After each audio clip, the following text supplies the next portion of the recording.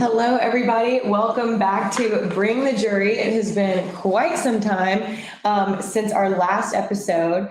Today, I've got Luke and Brian Shealy here from the Shealy Law Firm located in South Carolina with offices in Charleston and Columbia. We are diving right into the Alec Murdaugh financial crimes. Today, we've got a lot to talk about, so we're just going to go ahead and jump right in. If at any time you have any questions during this podcast, feel free to ask them in our question box, and we will filter through those.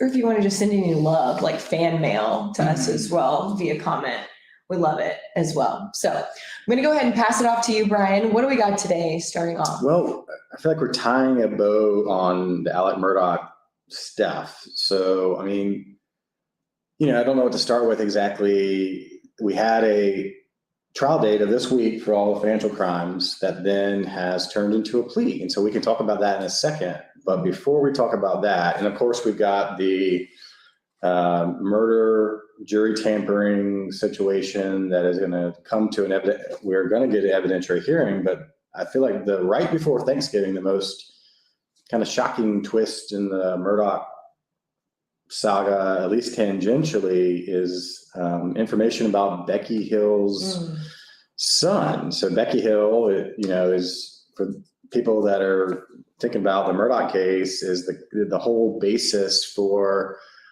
the Murdaugh challenge to the jury result of the two murder convictions. In that, the allegation is that she went ahead and influenced a jury, and there's some,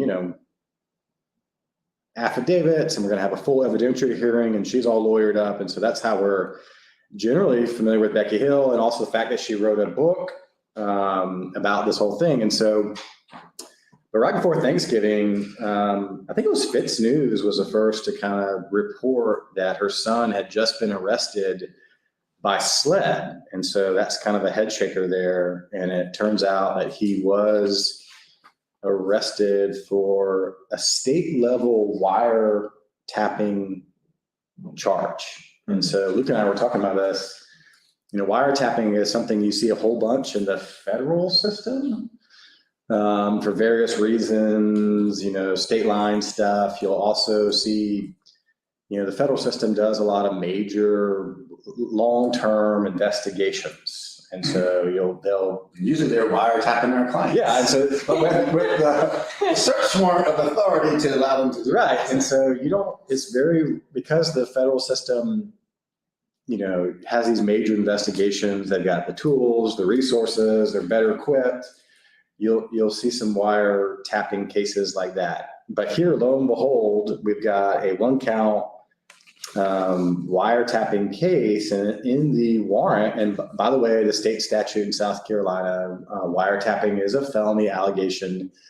It carries up to 5 years in prison. And so Jeffrey Colton Hill, Becky Hill's son, was employed as the IT director for the courthouse. It's a question we already had.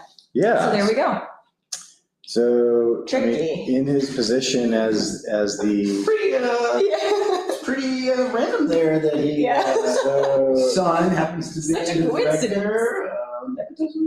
Yeah, so he's the head of IT, and again, I'm just relying on Fitz News reporting. Apparently, he's been there for a long time and makes $90,000+ a year doing IT for the courthouse. On information tapping. Information technology. So every courthouse needs tech folks, right? Mm-hmm. They run our computers. They can assist the clerk of court. We were in a murder trial just 2 weeks ago, and we were at one point very reliant upon the clerk of court and the IT person. The head of IT communications came and reset a system for us. That was part of the reason why we haven't talked to you for we've been over a month. We've been in a lengthy murder trial out of town, and so that's why I haven't been here. But so bottom line is, Mr. Hill, and the warrant is pretty clear, in his capacity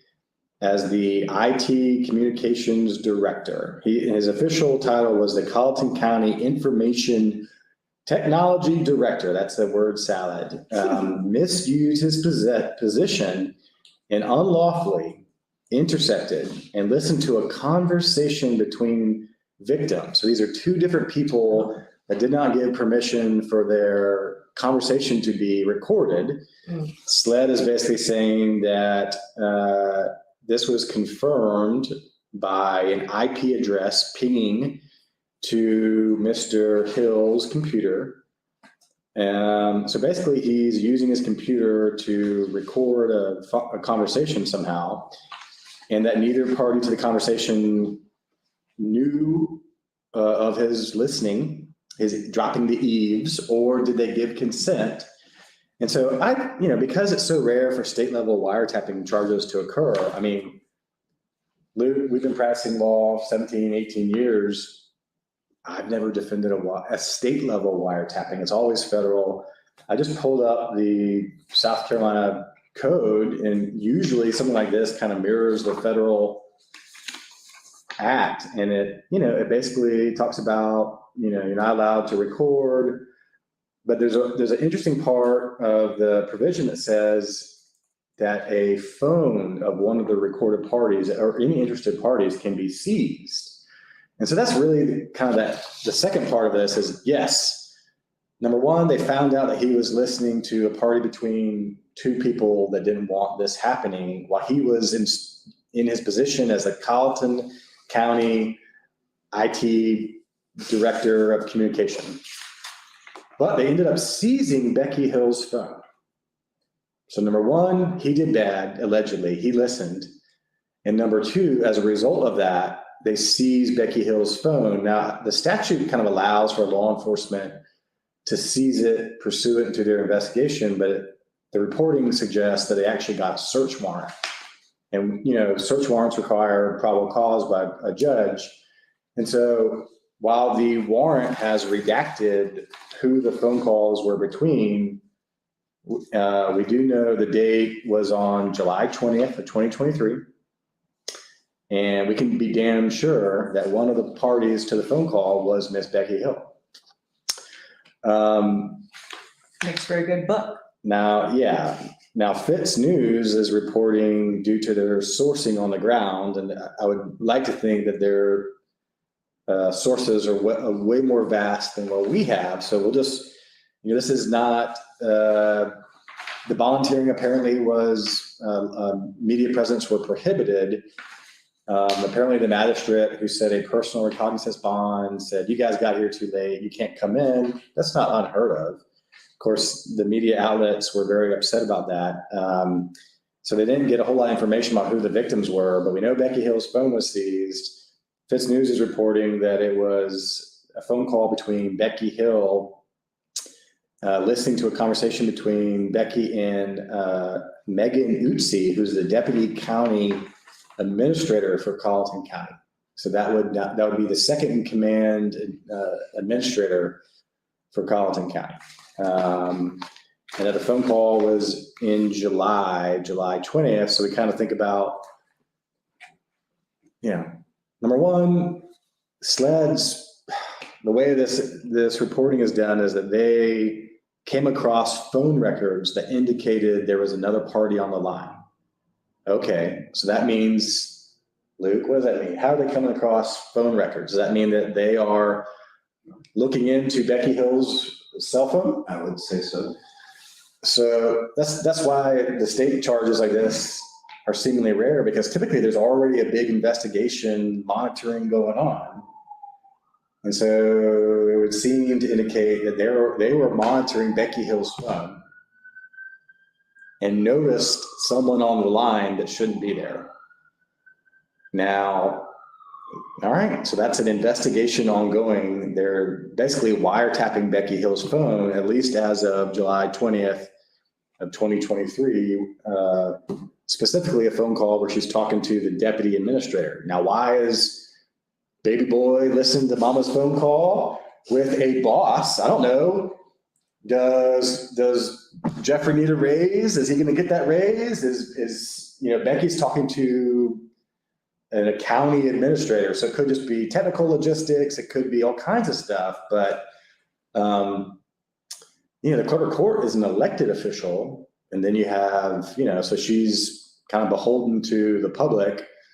And then you got county administrators, which are, bosses for the county.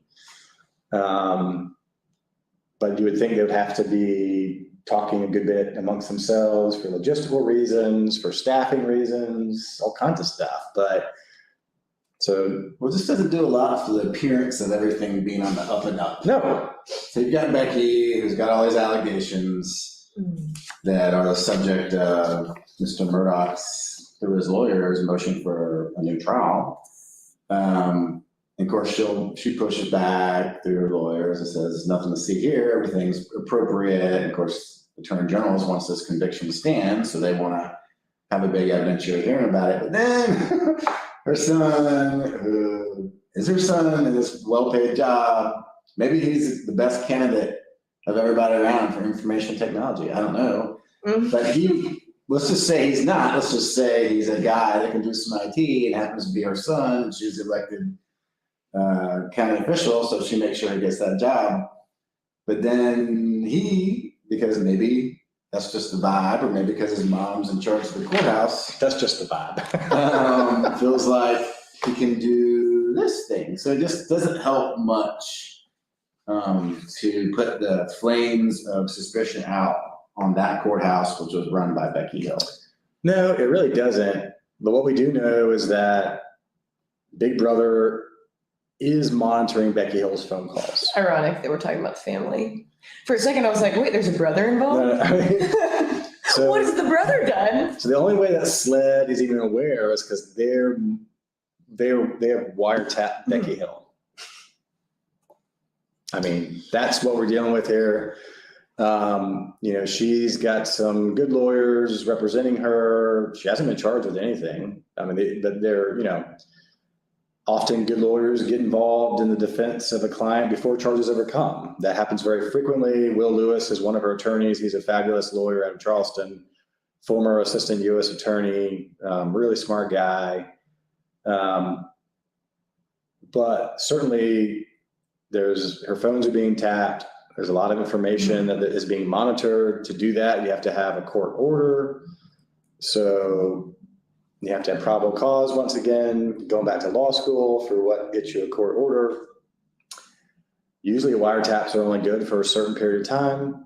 The bottom line is her son at least was caught monitoring this call. What his motivations are, I don't know. He's got a January 1st appearance date. The reporting in this case says that the circuit solicitor referred this to SLED for try to influence these jurors. And we have a number of jurors that have written affidavits saying, here's what she said. And it's kind of leave it up to the court on that.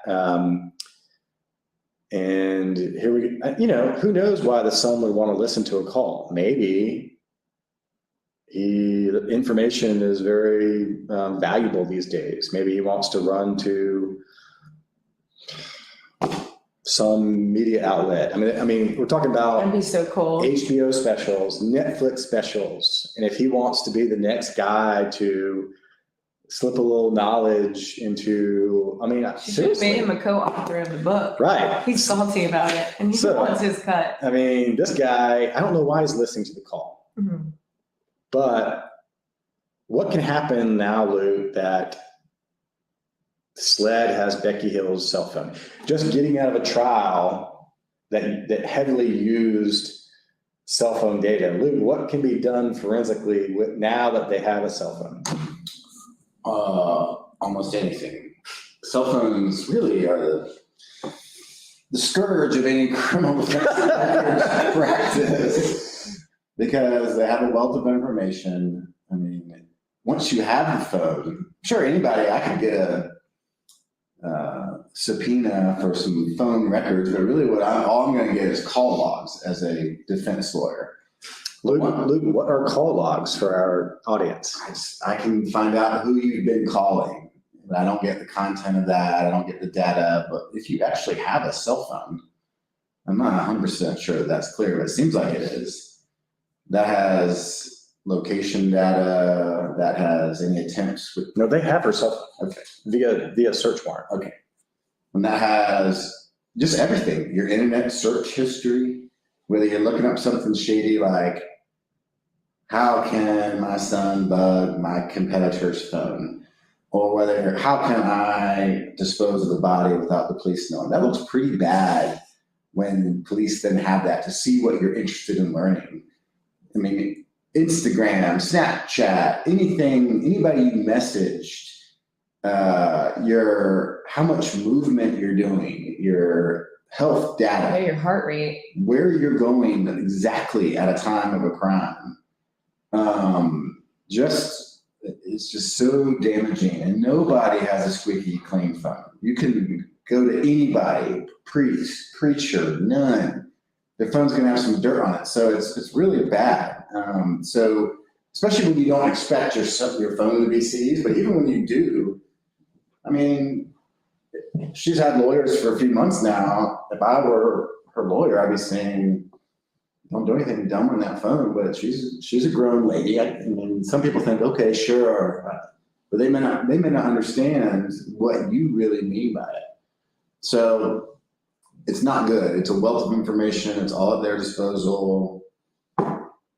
And then they can put it in nice little charts and spreadsheets. And most modern police agencies have some expert, some of them are more qualified than others, that can really interpret that data and put it together in beautiful little maps and say, so-and-so suspect was here at the time they were searching for this, and this is why that's so incriminating.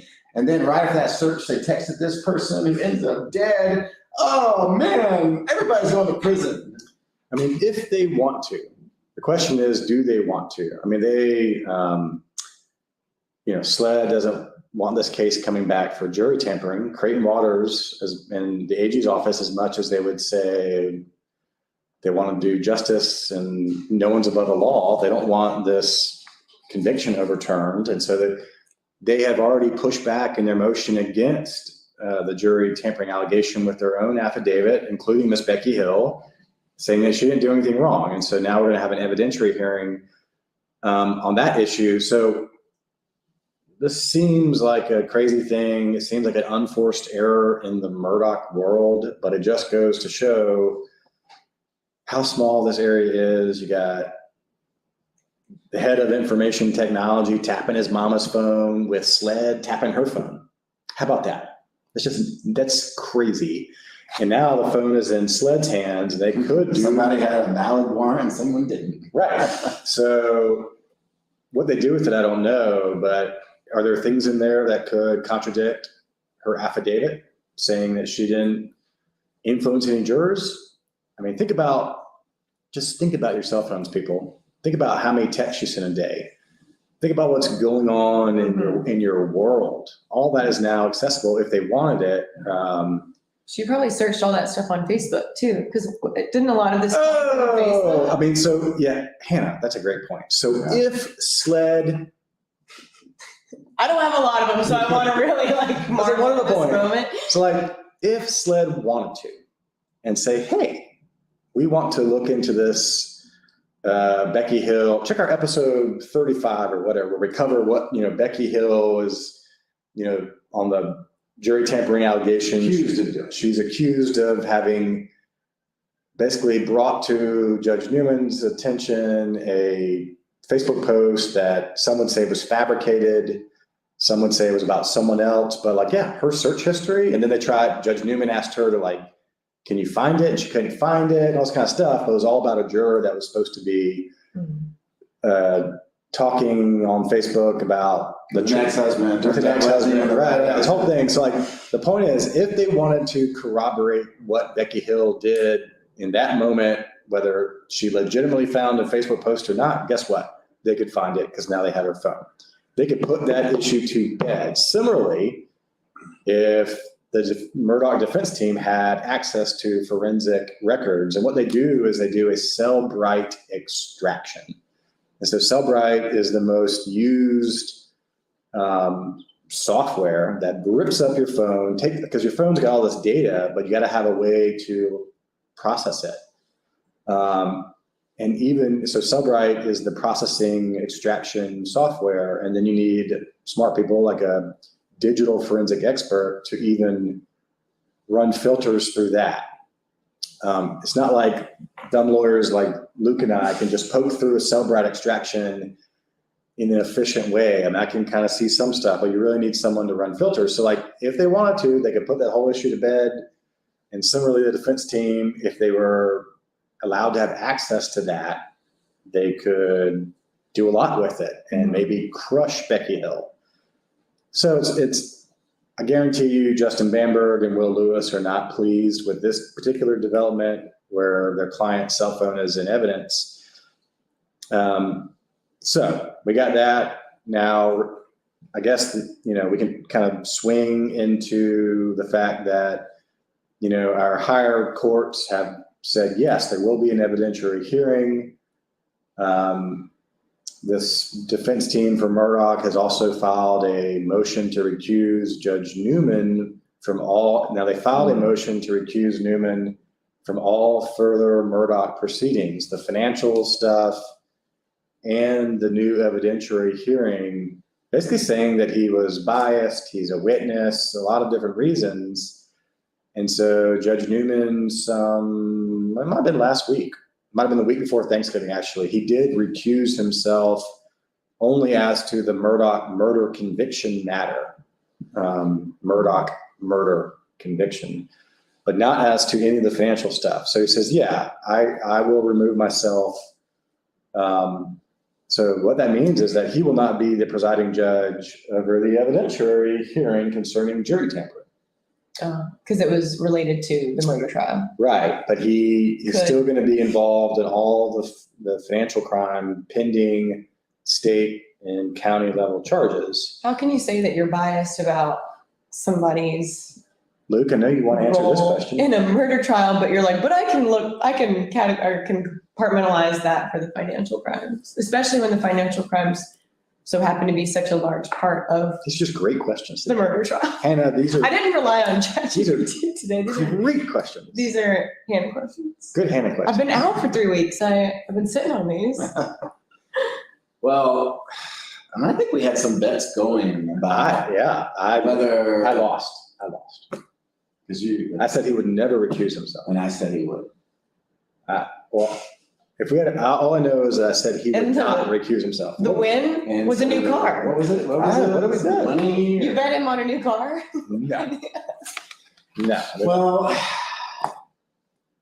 and it was interesting, that Dick Harpootlian and Jim Griffin, they didn't just file a basic motion to recuse. They filed in the Supreme Court some kind of writ of something. I can't remember the exact terminology. It was pretty fancy.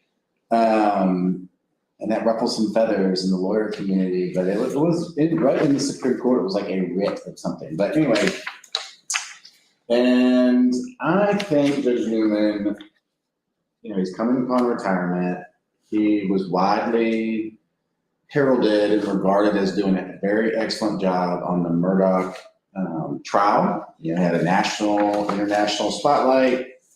And I think probably the issue that did it for him is why would he recuse himself from that is because it won't be that he can't be fair and unbiased, but he might think that there is an argument that he is potentially a witness because he's questioning a juror that ultimately he excused. He's questioning Becky Hill, and it's just a little muddy. So why add another error to that? And when we have that discussion, if he denies it, it's another great issue. If he just outright denies it.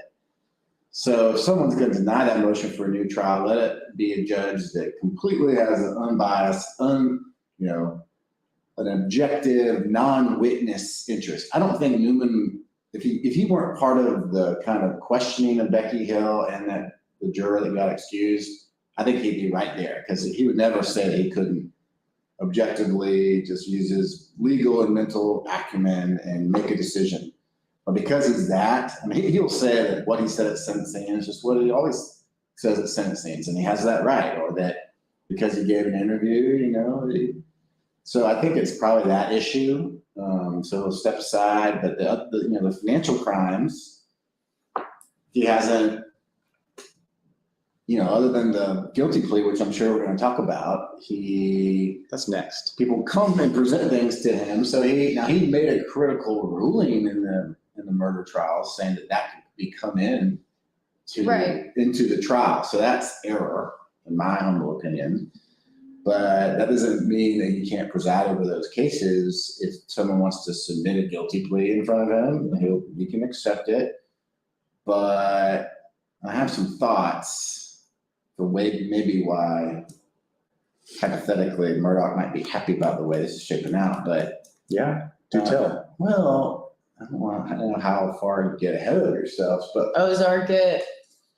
Yeah, why is Murdaugh happy right now? And I will say, I mean, he's happy because he's getting an evidentiary hearing just to start with. Well, that's great for him. And it's not going to be Judge Newman, and there's some pretty compelling evidence in the stuff, if, like we said, if what is presented in those affidavits by jurors credibly comes to light in form of testimony, and I don't see, you have to give a new trial. So he's happy about that. See episode 25, where we covered that legal standard for an hour.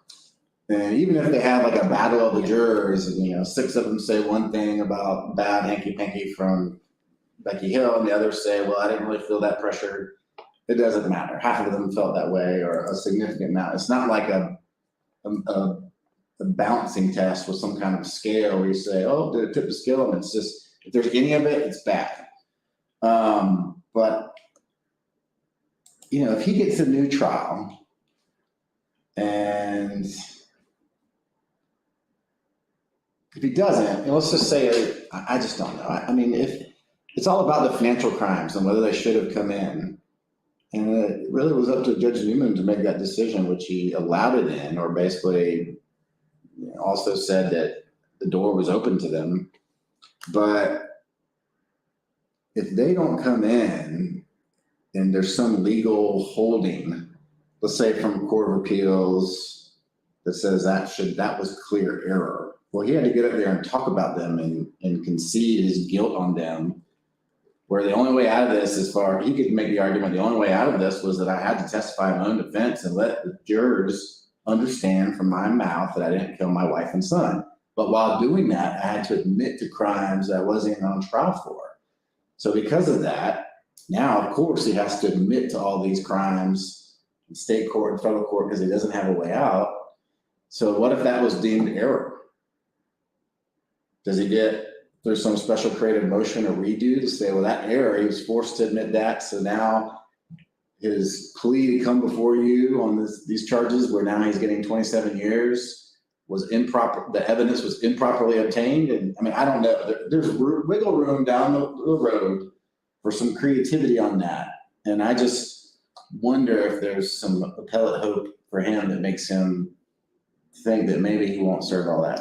Well, let's talk about the plea. Right before Thanksgiving, November 17th, Alec Murdaugh, it happened kind of quickly, and these things can happen on the doorsteps of trial, because remember, he had a trial date right after Thanksgiving, but they went up on a Friday. It was supposed to be a motion to change venue. Yeah, it was. It was supposed to be a motion to make a request for Judge Newman to get the heck out of Dodge. We can't get a fair trial in this venue. And that then begs the question, where are you going to find a venue full of jurors that people don't know about Alec Murdaugh? I think in the filings by the Murdaugh team, there were like 13 people that had never heard of Alec Murdaugh out of the thousands they interviewed. So something kind of like that. But anyway, they come to Judge Newman at this motions hearing with, hey, we've got a plea. And so the plea was to a slew of the Attorney General's charges, the financial charges. A lot of them are the ones that were testified to in the murder trial. And, we've covered this before. The reporting was that the defendant, Murdaugh, wanted to plead, but the structuring of the plea deal was like they wanted to LWOP him, life without parole. They wanted to get a conviction for breach of trust with fraudulent intent over $10,000. That's a strike. get another one. And the only reason we know that is because basically Dick Garputman was complaining about that at the last status conference. Like, they won't let us plead. They want to tee him up. They want to do this in a way that they can ultimately convict him and get a mandatory life sentence under our strike system in South Carolina. So that was always the complaint. You know, they were saying he pled in federal court. He wants to plead now, but he just doesn't want to plead to mandatory life the way it's structured. So at this motion to change venue, they came to Judge Newman with a plea. And so basically, Well, there was like a pause for like 3 hours. I mean, I think it developed and yeah, there was a lot of backdoor talking. there was Creighton and Dick Garputman were arm wrestling in some back hall someplace trying to. Alan, Wilson looks pretty fit. He got involved, and I don't know that we'll ever know, but that huge gap in time, I think, was certainly the deal was getting thrashed out. Right. And so what the deal was a plea to a massive amount of state level charges. Luke, we're talking breach of trust. We're talking, what else are we talking about? Well, the reporting claim, I know it's a lot of breach of trust, which makes a lot of sense. You're entrusted with something, you breach that trust, namely client money. It's 0 to 10 years and it's a strike for that level, but they were talking about money laundering, and usually that's in federal court, conspiracy, that's 0 to 5 years, tax evasion, so like a smattering of charges, but unless I need to see the actual charge, but what kind of shocked me was people were talking about 27 years. Well, that would be the plea offer is for 27 years. Right. And so what Judge Newman basically did was he entered the plea. It was entered before him, and he accepted it contingent upon a later hearing, which is, by the way, tomorrow on the 28th, where he gets confirmation that the Victims' Rights Act has been complied with. And then once he gets that information and feels confident with it, he will then enter into sentencing. And so that's his way of basically saying, y'all are talking at me fast. We came in here for a venue change motion. We're taking a break for a couple hours, and all of a sudden you're saying there's a plea and we're getting this done pretty quick, but you guys bring me the victims in here. Obviously there's victims' lawyers involved that want to, so he's basically saying on the 28th, come in, make me feel confident that everyone's on board. And that would be their chance to speak if they want. Right. And so in the reporting by CNN, there's quotes from a lot of the victims' attorneys, Eric Bland. So everyone seems to be on board. And it is a deal for 27 years. And so in South Carolina, what we got going on here? Hang with us. Technical difficulties. I know we should have upgraded to the faster internet. Actually, we had the fastest internet on the block. We're supposed to. But basically, there's three different types of pleas in South Carolina in state court. There's an open plea, which this is not, where the state can ask for whatever they want, the defendant can ask for what they want. Then there's 2 other pleas that could contemplate this 27 years. There's a recommendation, which is probably what this is, where the state is saying, we've come to terms. We're asking the judge that you impose a sentence of 27 years. And we're asking for that. And 9 times out of 10, that is good enough, but it's not binding on Judge Newman. So he could be like, nope, you're a bad guy, Alec. I'm going to jack you up and run all these consecutive to each other. I understand that you guys are wanting me to sentence you to 27. I understand that Alan Wilson and Creighton Waters and team want 20 or are asking me to give you 27, but I'm going to give you life. And I'm going to stack these up 10 by 10 by 10 by 10 by 10 and life you up. If it's a recommendation, Judge Newman could do that. The third type of plea is, I actually did one of these today, is a negotiated plea. It's a binding contract between the state and the defense lawyers. And the only thing a judge can do is accept it or not accept it. All the terms have been agreed upon. Not every judge takes negotiated pleas. Luke, does Judge Newman take negotiated pleas?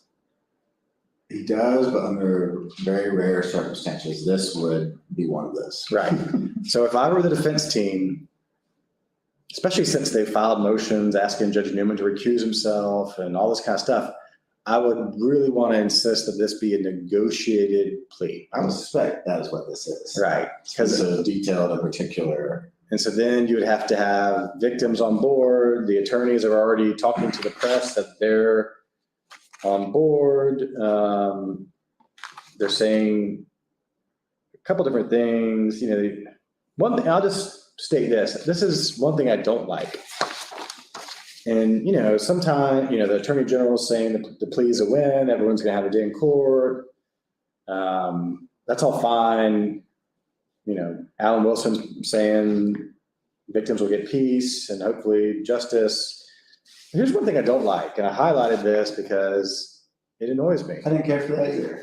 Good. Did you know what I'm going to talk about? So often in high-profile cases, there's a lot of media coverage and a lot of citizen following. You'll get a lawyer's, you know, lawyers, defense lawyers, our literal ethical responsibility is to be a zealous advocate. That's our job title. When we swear an oath, we are to be zealous advocates for our client. I got a gnarly burn. I was cooking He was fighting the law for his clients. cooking a casserole for my wife, and I hadn't seen that the burn really got kind of, anyway, so anyway. What kind of casserole? It was like a cheesy hash brown casserole. She was feeling kind of under the weather, and she was like, make me what I want. And I was like, she sent me this recipe. It's just basically like a loaded baked potato in a casserole. This sounds amazing. And it fell out of the oven, and I had to grab it, and anyway. But we are zealous advocates. And so everything we do in defense of our clients is allowed for and demanded by the Constitution. So, but often in high profile cases where, you know, you'll get like people charged with bad things, their zealous advocate lawyers aren't bad by association. And if we get a blurring of the lines about that, because, therefore you defend a murderer, you must be a bad lawyer. A bad human. A bad human, an unsavory character. That is not the case. Better Call Saul situation. You know, it's one of those like, you know, Jack Nicholson, you know, you want me on that wall. You need me on that wall. I mean, we need good, zealous advocates representing defendants. I'm not just talking about Murdaugh. I'm talking about those charged with serious crimes. You need stand between citizens and government. Right. So we are demanded ethically to be zealous advocates. And then the state, their role is not to, I mean, they are literally ministers of justice. The role is not to win. It's not to win. And so you'll see young prosecutors sometimes get that definition blurred because they're competitive and they want to win for their victims. They don't have clients, they have victims, all right? So they're not supposed to be zealously advocating. They are ministers of justice. If they see a victim with a problem in their story, they're supposed to consider that. They're not just supposed to prosecute to the fullest because they think they have to, because they want to win. So, but my point is this. I don't know this is a quote that CNN had, and it says it's from the victim's attorneys. And it's regarding this plea. It says, and I'll quote their paper, this is CNN, Alex's victims will get a chance to look Alec Murdaugh in the eye and his lawyers and tell them how they feel about him and how he manipulated them and the damage that they have done to them in their lives. So what I don't like and why I highlighted it, it's almost like the lawyer team are the criminals as well. And because of the media coverage of this case, it has really been made to be that way. Yeah. And so I just don't. I mean, you go on Twitter. And I know that Eric Bland and like Dick Arpoulian know each other personally. They had a relationship. I know that because I live in this state. And I know that they used to work cases together. So I don't know. What I don't like is like quotes in the media that, you know, look, the victims get to look Alec Murdaugh and his lawyers, like the lawyers are sinister as well. No, they represent somebody that was presumed innocent until he pleads guilty to financial charges. So it's just, I don't like the blurring of the line on that. It's not what we need. We don't need to denigrate lawyers for doing our constitutional duty. I mean, there's literally the right to counsel, and it's a hallmark of our justice system. It's embedded in our Constitution. Sixth Amendment. So I just don't like stuff like that. As much as this Murdaugh case has become wildly covered and somewhat of a circus in terms of back and forth. But anyway, I'll say my piece on that. No, that's a good point. And I think a lot of times when we were kind of weighing in on this case almost a year ago, you know, a lot of people in the chat would ask, you know, would you represent him? Would you represent him? And the answer was always yes, because, and you guys explained kind of the danger in picking and choosing who you represent or what kind of cases you represent. And I think that that's a valuable thing to like kind of circle back to. I know, Luke, you answered it last time. I don't know if you want to take that away again, but why it is so important to represent anyone and everyone. Obviously, there are certain situations, but. Yeah, I mean, it's a personal choice for a lawyer, but as a society, if we start allowing less due process for who we think are the really bad guys. Mm-hmm. So perfect example here, whether the clerk of court is jury tampering, that's a serious attack on due process. So if we allow less due process for who we feel are just really bad people, then that becomes a norm, a societal norm. And then it becomes okay to do it to the kind of bad. And then it's okay to do it to the good because we're just used to less due process. So it's a slippery slope. So that's why we make a habit of our practice to defend the worst of the worst.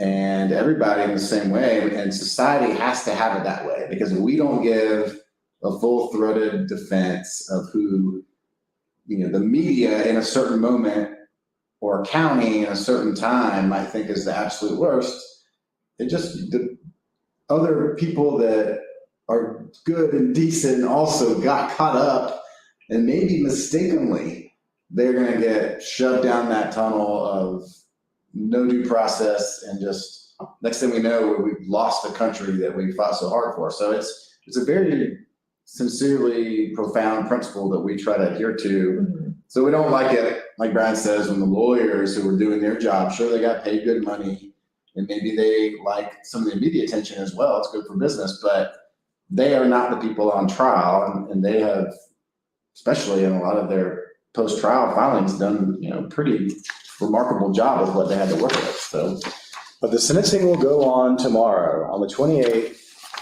in front of Judge Newman, and it'll be probably an all-day affair. We're going to have tons of victims speaking, tons of victims' lawyers, and it's already been accepted. So this will just be a very long sentencing. At the end, Judge Newman will have to decide whether or not he's going to do that 27-year deal. And like Luke said, probably rightly so, it's probably a negotiated plea, which really means Judge Newman either has to give the 27 years or he has to say, I can't do it, find a different judge. Now, the Attorney General's office made a point in the kind of press conferences after the plea was entered that this will be, he has to waive his right to appeal. So Luke, you were kind of thinking about the error in the murder trial and the financials and what that's like a little hidden egg maybe for something that part of this plea deal is that you have to waive his right to appeal, which is a special consideration that can be done. What's the case, State v. Spoon? Yeah, that is it. You can waive your right to appeal, but you can never waive your right to challenge your lawyer's advice and giving you that to waive your right to appeal. Right.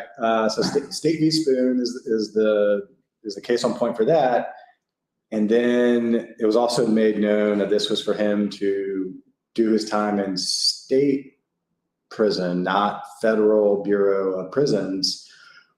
And, you know, so we kind of were talking about legal wrangling and whether, you know, Murdaugh was going to try to structure this in a way we could serve his time in the Federal Bureau of Prisons, which is a much, much different living environment. But the bottom line is this. I mean, this state SCDC, the South Carolina Department of Corrections, is terrible. It is god awful. It's violent, it's dangerous, it's just a bad place to be. But Alec Murdaugh is not living like everyone else, because he will have to be in what's called statewide protective custody. So his living situation is probably a little different than just your average double lifer on a level 3 yard, all that kind of stuff. Because he's just too much of it. He'll get killed in an instant. He'll get extorted in an instant. He'll get whatever. So he's probably not living the same type of situation that other people are. Not that it's better or worse. It's probably just a whole lot more isolated. Well, I guess that's better if you're,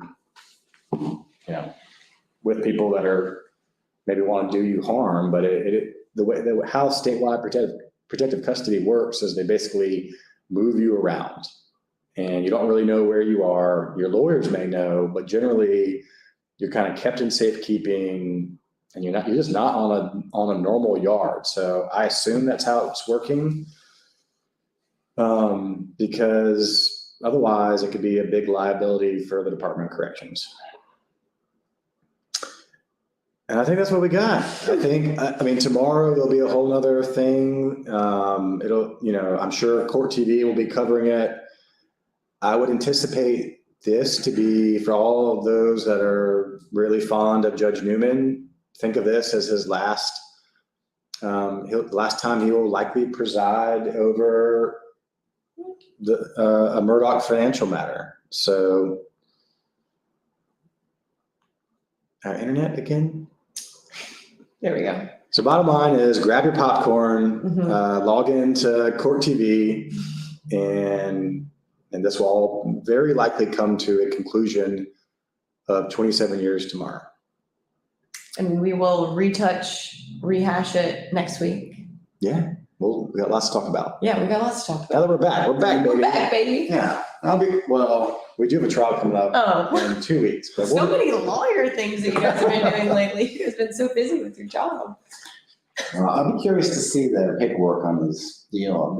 I've heard them talk about 85%, but I'm still struggling to figure out how to get there, because all these charges are 10 years. They might be stacking them on top of each other to get to 27, but it's not going to be 85%. Maybe I could be proved wrong, but I'm curious to see how that works. we will need to Make some bets, set some bets, and we'll get the sentencing sheet. Oh yeah.